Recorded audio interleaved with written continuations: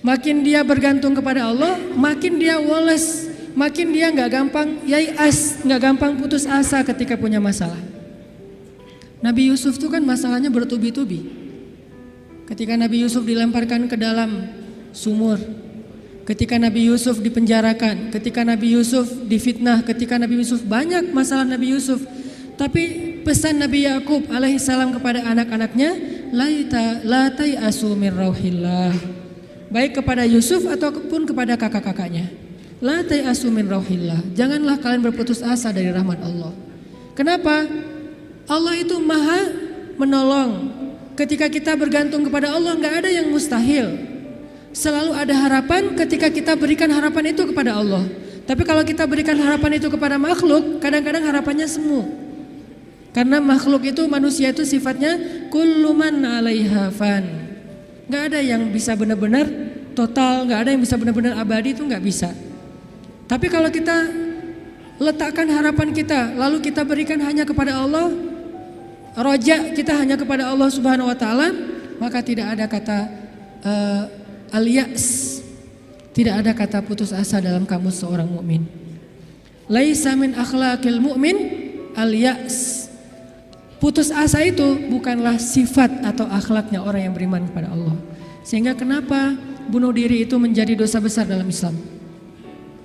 Padahal kan gak ganggu orang kan, kecuali tadi bikin macet sistem kereta.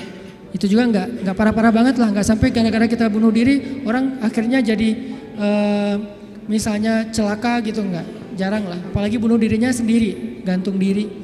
Kan bunuh diri itu nggak ganggu orang lain. Kenapa dianggap dosa besar? Karena bunuh diri ini sama aja dia tidak mengakui kebesaran Allah Subhanahu Wa Taala. Dia tidak berpegang lagi kepada Allah. Dia putus asa dari rahmat Allah Subhanahu Wa Taala. Padahal Allah selalu mengatakan la tai'asu. Jangan putus asa, aku kasih nih, aku kasih. Tapi dia bilang enggak akan dikasih. Berarti dia kufur kepada Allah Subhanahu Wa Taala dan merugikan dirinya sendiri. Ketika mentalnya kayak gini, walaupun akhlaknya baik, tapi dia tidak punya daya tahan menghadapi masalah, maka dia akan selalu mengakhiri masalahnya dengan cara bunuh diri. Dalam Islam kasus bunuh diri bisa dibilang hampir nggak ada kalau dalam sejarah Nabi dan para sahabat. Satu-satunya ada kasus bunuh diri itu bunuh diri dalam peperangan ada. Dia lagi dibacok, lagi bertempur terus dibacok sama musuh, banyak luka, nggak tahan dengan rasa sakit, kena kayak tombak gitu di perutnya, karena nggak kuat dengan rasa sakit. Dia tekan lagi tubuhnya ke tombak itu supaya cepat mati. Lalu ketika dia sudah meninggal, orang-orang mengatakan dia itu pemberani, dia itu syahid, dia itu hebat. Kata Nabi tidak, dia di dalam neraka. Lalu para sahabat bertanya, kenapa ya Rasul kok dia masuk neraka? Padahal kita tahu dia meninggalnya dalam fi sabilillah. Kata Nabi karena dia nggak bersabar terhadap ujian dari Allah Subhanahu Wa Taala. Sakit, ya udah daripada saya nggak kuat nahan sakit, mending sekalian mati nih. Itulah al-ya's. Dan itu tidak ada dalam kamus orang yang yakin kepada Allah, beriman dan bergantung kepada Allah SWT. Jadi kalau kita mau belajar kepada orang Jepang, ada yang kita bisa belajar banget, yaitu moralnya, kedisiplinannya, kebersihannya. Tapi tetap ada satu hal yang fatal yang mereka tidak punya, yaitu Tuhan. Mereka nggak percaya kepada Tuhan. Kalaupun ada agama, kata teman-teman di sana, lahirnya sebagai orang agama Shinto kalau nggak salah, terus nikahnya sebagai agama Katolik kalau nggak Protestan, matinya sebagai agama Buddha. Jadi gonta-ganti itu. Kenapa gonta-ganti? Karena buat mereka agama itu hanya sekedar culture. Mereka tidak menyebut Islam sebagai agama Islam, tapi budaya Islam. Mereka tidak mengenal nilai-nilai ideologis, yang mereka tahu adalah nilai-nilai budaya, adat istiadat atau culture. Sehingga buat mereka pindah-pindah culture itu bagian dari kebijaksanaan. Kayak kita misalnya, saya nih orang Aceh, ketika saya berada di Sunda, di mana bumi dipijak, di situ langit dijunjung. Itu kan wise kan? Ketika kita menghargai budaya tempat kita tinggal, keramahan keramahan lokal atau apa gitu. Nah ini kan apa? Kearifan lokal. Arif kan bijaksana nih. Nah karena mereka menganggap agama itu hanya sekedar culture, maka arif menurut mereka itu ketika kita bisa beradaptasi dengan semua momen-momen culture itu. Masa-masanya Valentine mereka jadi orang Kristen. Masa-masanya hari tertentu misalnya hari besar Cina misalnya mereka jadi orang Buddha. Masa-masa tertentu mereka jadi orang Shinto dan segala macam. Yang enggak ada menjadi orang Muslim. Jadi karena nggak bisa dimix nih. Satu-satunya yang nggak bisa dimix menurut mereka cuma culture Islam. Yang lain bisa dimix. Culture Islam nggak bisa dimix sama mereka sehingga nggak bersentuhan langsung. Ini artinya mereka melihat semua itu hanya sekedar moralitas. Bukan sebuah nilai ideologis yang menguatkan mental, bukan. Sekedar moralitas. Culture Islam moralitas, culture yang agama-agama lain yang kita sebut itu moralitas, termasuk culture Jepang itu adalah moralitas. Tapi mentalnya lemah, sehingga ketika mereka punya masalah dalam dirinya, mereka nggak punya pertahanan sama sekali. Sedangkan kita melihat ad-din, melihat Islam adalah sebuah nilai yang membangun mentalitas kita. Hanya ke akhir-akhir ini kita cenderung melihat Islam itu hanya sebagai undang-undang, sebagai syariat, sehingga orang takut sama Islam. Seolah-olah kalau kita mau menegakkan Islam, yang kepikiran itu cuma kisos, yang kepikiran itu cuma cambuk. Padahal Nabi menerapkan itu juga akhir-akhir setelah mentalitasnya udah mantep nih. Setelah pemahaman agamanya udah komprehensif, setelah diedukasi, baru kemudian penutupnya adalah menyempurnakan keadilan dengan cara menegakkan hukum. Kalau ada orang yang bilang misalnya, ngapain sih Tuhan katanya pengasih tapi kok menciptakan neraka? Sebetulnya jawabannya logis banget dan sederhana kan? Karena tanpa ada surga neraka tidak ada keadilan. Kemana larinya orang-orang yang berbuat jahat dan zalim kalau tidak ada neraka? Maka kalau semuanya masuk surga, yang zalim sama yang terzalimi, lalu di mana keadilan? Kalau gitu kita mending jadi orang jahat aja, toh masuk surga juga kan? Mending kita ambil aja hak orang lain, toh nanti di akhirat juga tetap masuk surga. Kalau gitu di mana ada keadilan? Keadilan Allah itu justru menciptakan surga dan neraka. Cuman pintu surga lebih banyak daripada pintu neraka. Dan Allah selalu memberikan peluang untuk selamat dari api neraka dengan cara mengampuni dosa. Allah Maha Adil. Allah gak mengatakan kalau udah cap neraka udah gak akan lagi berubah. Enggak. Kalau kamu buat dosa sekali gak akan diampuni, pasti masuk neraka. Enggak. Disitulah Maha Rahman. Selain Allah adil, Allah juga Rahim, Rahman, Rauf, apalagi banyak sifat-sifat Halim. Allah menciptakan keadilan dengan adanya surga, adanya neraka. Tetapi Allah selain adil, Allah juga Maha Pengasih. Dengan apa? Kalau ada yang berbuat dosa gak langsung dihukum sama Allah. Kita sering buat dosa, emangnya langsung dihukum? Enggak. Kadang-kadang memang Allah langsung negur, tapi bukan hukuman. Karena kalau dihukum harusnya lebih dari itu. Kalau ditegur, karena kadang-kadang kita nggak sadar dengan cara-cara yang baik. Allah kasih sedikit, ada cemeti sedikit biar kita dicambuk sedikit, ditoel dikit ya. Biar kita sadar. Supaya apa? Biar kita sadar. Biar dengan kesadaran itu kita menjadi lebih baik, lebih bermanfaat, lebih berkualitas hidupnya. Allah nggak langsung menghukum kita. Kalau Allah mau menghukum kita dengan dosa kita, kayaknya kita nggak ada yang berada di sini sekarang nih. Udah celaka dari dulu-dulu juga. Sekali kita minum, sekali kita narkoba, sekali kita berzina, sekali kita membunuh, sekali kita mengambil hak orang lain, udah langsung celaka. Kenapa masih bisa hidup? Kenapa masih bisa berada di masjid? Dan ini keistimewaan yang Allah kasih kepada kita. Orang yang sering nyakitin Allah masih diundang ke rumah Allah. Kan Allah baik banget tuh. Coba kita, ada yang sering nyakitin kita, mau diundang ke rumah kita? Di telepon aja kita reject terus, kalau perlu di blok, gak bisa nelpon lagi, unfollow segala macam, left group. Allah kita sakitin berkali-kali, kita cuekin, kita selingkuhin dalam bahasa kita mah ya. Gimana selingkuhin? Selingkuhin akidah. Kita bilang percaya sama Allah, tapi kita jalan sama yang lain. Kita bilang inna sholati wa nusuki wa mahyaya wa mamati lillahi rabbil alamin. Itu kan sama aja kayak seorang cowok bilang ke cewek, aku gak bisa hidup tanpa kamu. Iya kamu, kan gitu. Inna sholati wa nusuki wa mahyaya wa mamati lillah, iya lillah, gitu kan. Tapi kenyataannya kita merasa seolah-olah Allah gak lihat kita jalan sama yang lain. Allah tahu? Tahu banget. Kalau perempuan mungkin gak tahu kita jalan sama yang lain. Ketika nanti dia tahu, akhirnya dia shock, panik, dia luar biasa tersakiti. Tapi kalau Allah, setiap kita jalan sama yang lain tuh Allah ngelihat. Kita dekat sama yang lain, ke Allahnya enggak. Lah, yang kasih rezeki kan saya. Kenapa kamu terima kasihnya ke dia? Yang memelihara kamu kan saya. Kenapa kamu baiknya ke dia? Kok saya enggak berbuat baik kepada hamba Allah? Allah senang. Tapi kenapa kepada Allah enggak? Ini agak-agak kurang fair nih. Ke makhluk yang enggak berjasa, kita jadi baik. ke Allah yang maha berjasa, kita cuek, malah kita menuduh Allah dengan tuduhan-tuduhan yang gak pantas, ngerasa Allah gak penting dalam hidup kita. Kalau Allah gak sabar, makanya Allah itu sabur. Apa arti sabur? Sabar banget. Allah itu sami. Apa arti sami? Dengar curhat banget lah. Kita pasti gak kuat dengar curhat teman-teman kita. Bayangin kalau yang curhat ke kita itu ada puluhan orang, kan stres juga tuh setiap hari. Allah dicurhatin miliaran orang setiap hari, coba. Bukan miliaran orang, miliaran makhluk, semuanya curhat kepada Allah.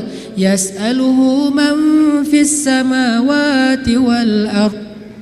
Semua yang ada di langit dan di bumi curhat kepada Allah. Tapi Allah mendengar semua curhat mereka seolah-olah mereka itu cuma satu orang doang gitu. Dan baru pertama kali curhat, akhirnya Allah mendengarnya tuh sami'un. Betah banget ngedengerin curhatnya. Betah banget Allah dengar curhat kita, gak pernah. Kan kamu udah kemarin curhat, giliran atau dengan yang lain? Enggak kan? Kita berdoa setiap hari, kan udah kemarin giliran. Soalnya yang berdoa itu banyak loh. Kita di DM aja, di japri aja kadang-kadang bete juga nih kalau udah dijawab sekali terus nanya lagi karena banyak banget yang bertanya. Kan agak capek tuh makhluk. Makanya kita gak disebut sami'ud, tapi kita sami'un. Allah sami'un, kita sami'un. Apa bedanya? Kalau sami'un senang mendengar, tapi tetap ada batasnya. Kalau sami'un pendengar banget, betah banget ngedengerin, gak ada batasnya. Gak pernah Allah capek mendengar curhat kita. Lagian kadang-kadang kita yang dicurhatin ke Allah itu masalahnya itu juga belum selesai. Allah gak pernah bilang belum selesai juga masalah yang kemarin. Gak pernah Allah ngomong gitu. Kayak berlarut-larut kamu teh masalah gak beres-beres. Allah gak pernah ngomong kayak gitu kan. Tetap aja hambaku ada apa, Allah mendengar. Dan bukan cuma mendengar, Allah yang ngedatangin kita ke langit dunia setiap sepertiga malam. Terus Allah bertanya, hal min dihajah, ada nggak di antara hambaku yang butuh sesuatu? Sini. Hal min taib, adakah di antara hambaku yang pengen taubat? Sini aku terima taubatnya. Hal min mustaghfir, adakah di antara hambaku yang pengen minta ampun? Sini aku ampuni dosanya. Allah datangin kita, Allah nawarin jasa kepada kita, masih kita bilang juga Allah nggak berjasa dalam hidup kita. Masih kita bilang kita nggak butuh Allah Subhanahu Wa Taala. Fabi ayyi ala'i rabbikuma tukadziban. Jadi teman-teman, ada orang kadang dalam kehidupan kita itu berjasa banget sampai kita nggak bisa ngelupain dia. Salah satunya dalam hidup saya misalnya yang paling berjasa itu ibu nomor satu pastinya ya. Kedua istri. Orangnya ada soalnya di sini. Ibu, istri. Kalau selain keluarga, oke, itu keluarga. Selain keluarga, siapa yang paling berjasa? Dalam hidup saya itu salah satu yang cukup banyak ngebantu saya itu adalah salah satunya nih. Ada saudara saya, Ustadz Muhtarom namanya, dosen Unpad, tinggal di Antapani. Beliau yang pertama banget nampung saya ketika saya baru hijrah ke Bandung. Ketika saya nggak tahu tinggal di mana, nggak punya rumah kontrakan, ngontrak juga nggak bisa. Beliau nampung saya tinggal di rumah beliau beberapa lama di Antapani. Beliau kenalin saya dengan ibu-ibu Masjid Salim, nih dari Mesir nih, mau nggak dengerin ceramahnya? Enak loh, padahal saya juga masih bingung ceramahnya gimana ya? Nggak pernah ceramah, sekali-kali ceramah yang kebalik kan Allah Shallallahu Alaihi Wasallam, Rasulullah Subhanahu Wa Taala. Sekali-kalinya ceramah kebalik saking nervousnya. Disuruh ceramah sama Ustadz Muhtaram, nih ceramah. Akhirnya ibu-ibu ngundang-undang saya awal-awal dikenalin di Bandung. Berjasa banget, sehingga kalau misalnya beliau miss call, nggak keangkat sama saya, langsung saya telepon balik. Kalau beliau SMS, langsung saya read, langsung typing, langsung bales. Kenapa? Karena saya merasa beliau berjasa dalam hidup saya. Adakah yang lebih berjasa dalam hidup kita daripada Allah Subhanahu Wa Taala? Toh beliau juga hamba Allah. Allah yang mengirim beliau untuk saya. Allah yang mengirim ibunda untuk saya. Allah yang mengirim istri saya untuk saya. Kalau Allah nggak kirim istri saya buat saya, nggak mungkin saya bisa nikah sama dia. Kan saya sering cerita, saya bukan tipe dia banget. 4 pantangan pada diri dia tuh ada di saya. Ya Allah, jangan itu, jangan itu, jangan itu, jangan itu ada di saya semuanya. Coba kalau Allah nggak membolak-balikan hati dia, mana mungkin saya nikah sama dia kan? Kayak mustahil gitu, karena bukan tipe dia banget. Ya Allah, jangan yang orang Sumatera, jangan brewokan, jangan yang dop. Udah dop, brewokan pula. Jangan anak pesantren, karena mungkin beda kebiasaannya, terlalu soleh kali menurut dia gitu ya. 4-4-nya ada pada diri saya, terutama yang dop dan Sumatera nih. Orang Sumatera kuliah di Mesir, dan Mesir mah Sumateranya Arab. Arab itu kayak kita, ada Sundanya, ada Jawanya, ada Betawinya, ada Sumateranya. Mesir itu Sumateranya Arab. Di Mesir tuh nggak ada cerita kita nungguin bus di halte tuh nggak ada. Yang ada ngejar bus. Bus tuh nggak pernah berhenti untuk ngangkut penumpang, nggak ada tuh. Bus ngelihat kita lagi nungguin malah dia iseng, makin dicepetin. Akhirnya kita kejar, wah, cowboy banget lah kehidupan di Mesir mah. Dia cuma berhenti kalau yang nungguin itu ibu-ibu. Kenapa? Karena ibu-ibu di Mesir itu raja, nggak ada yang berani sama ibu-ibu. Benar-benar queen tuh kalau ibu-ibu teh. Di Mesir ibu-ibu belanja nih ya, mang, apa bahasa Arabnya? Gitulah pokoknya, Mang, itu saya pengen ikan gitu ya. Oh iya ya, pas diambil ternyata ikannya matanya agak-agak merah gitu, mungkin agak-agak lama di freezer. Akhirnya bilang, ini kenapa nih ikan matanya merah? Begadang ya? Nggak jadi deh, malah saya mau ikan yang suka begadang, cari yang lain. Ganti lagi yang lain, udang aja, udang baunya nggak enak, ganti lagi. Berkali-kali gonta-ganti, itu yang dagang ikan itu nggak boleh marah. Kenapa? Yang ngomong seorang perempuan. Dan di Mesir itu perempuan sangat dihormati, nggak boleh berdebat dengan perempuan, aib. Debat dengan cewek itu aib. Kalau dimarahin cewek itu aib. Mending kita menghindar aja deh. Kalau kita naik bus, duduk nih, ibu-ibu naik harus berdiri. Kalau nggak berdiri itu dianggap aib, satu bus semuanya aib. Kalian laki-laki atau apa kalian teh? Ada perempuan masuk ke bus, kalian pada duduk cuek itu, malu-maluin kalau di Mesir. Sehingga kalau ada ibu-ibu naik ke dalam bus nih, cowok-cowok semuanya berdiri siap. Silakan pilih kursi yang mana aja.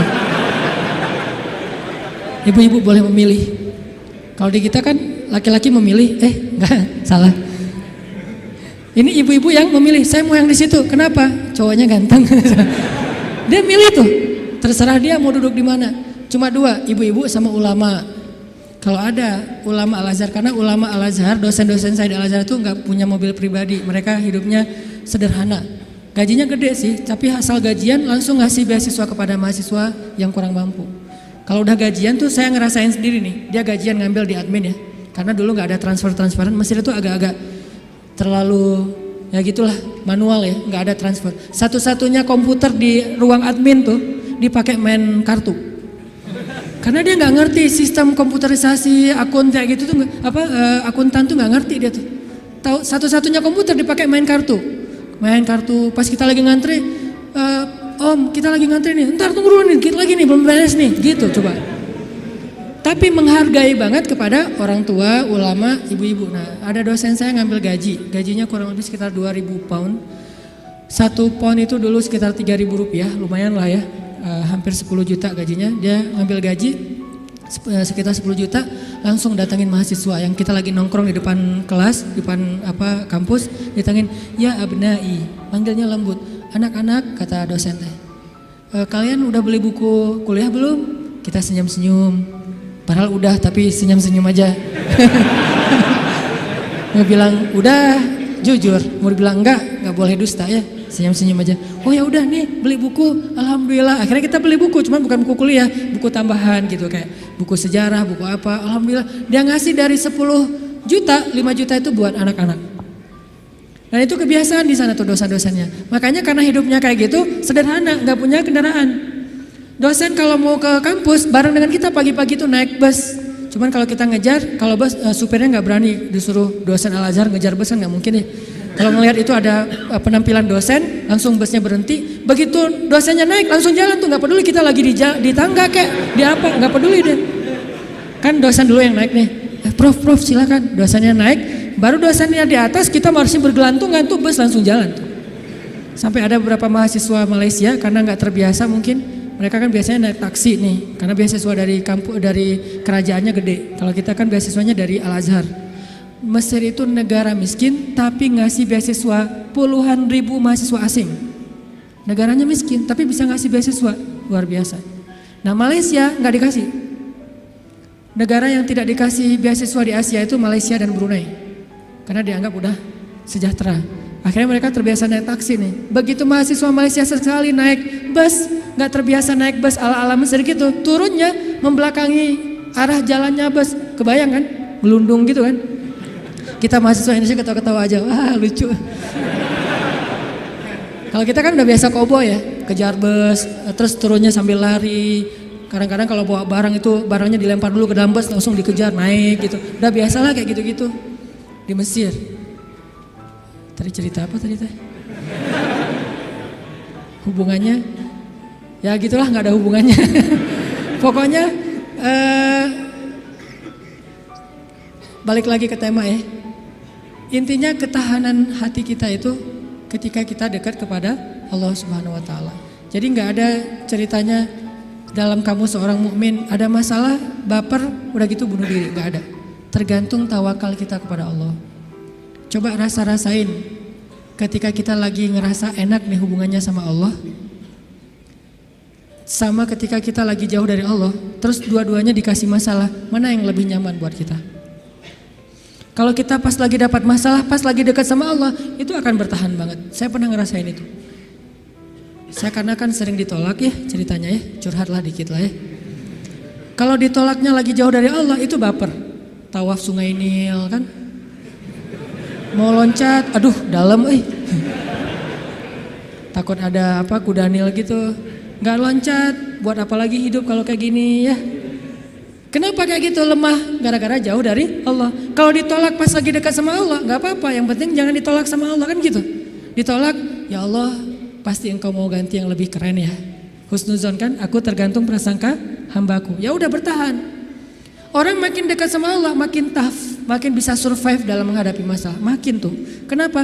Karena survive seseorang dalam menghadapi masalah itu bukan soal dia punya uang atau enggak, dia punya teman atau enggak, dia sehat apa enggak. Soal mentalnya, hatinya kuat enggak menghadapi masalah. Baru dia bisa tough dan survive. Ada orang yang secara fasilitas hidup udah nyaman, kenapa masih bunuh diri? Termasuk tadi tuh, di Jepang itu kan jaminan sosial tinggi banget ya, luar biasa ya. Sampai ada teman saya, bukan hanya berlaku untuk warga Jepang, untuk warga asing yang kerja di Jepang tetap dapat jaminan sosial karena pajaknya tinggi.